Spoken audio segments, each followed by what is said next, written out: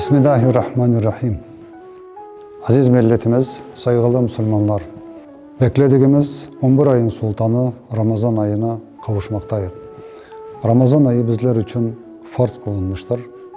Kur'an-ı Kerim'de söylendiği gibi, bizlere emredildiği gibi Bismillahirrahmanirrahim.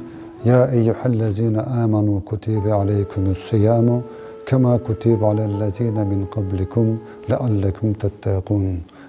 Ey iman edenler, sizlerden evvel gelenlere farz kılındığı gibi sizlere de farz kılınmıştır. Ta ki korunasınız diye bizlere haber vermektedir. Ramazan ayında elbette ki biz bir ay oruza tutacağız. Hep ibadetler içinde ibadet, dualarımız, yalvarmalarımız, ettiğimiz geçmiş günahlarımızın affolunması.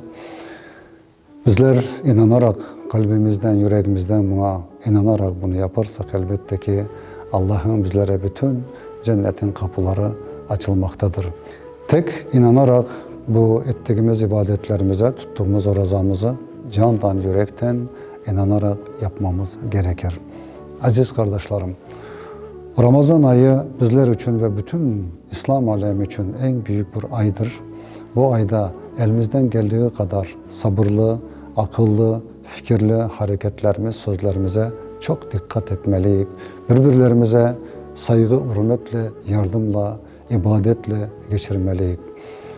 Bizim en büyük bugün muhtaç olduğumuz, en büyük Kırım'daki yaşayan bütün ümmetin, bütün Müslümanların en büyük gerek olan ve muhtaçlığımız bugün Allah'a dua etmemiz. Bizim her namazımızdan son, her oturup sofra başında namazımızdan son dua etmemizin en muhtaç olduğumuz bu.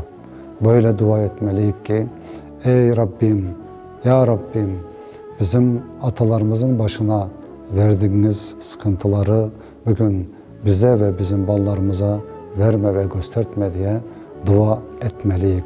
Ramazan ayındaki bütün ettiğimiz ibadetlerimizin zaten bütün cennet kapıları açık olmadan elbette ki bizim ettiğimiz dualarımız kabul makbul olacaktır inşallah. Ramazan ayı hepimize hayırlı mübarek olsun ve Ramazanımızın, orucumuzun sonunda ettiğimiz büyük bayramımıza milletimizle birlikte kavuşmak ve bayramlaşmak hepimize nasip eylesin. Sağ olunuz, var olunuz.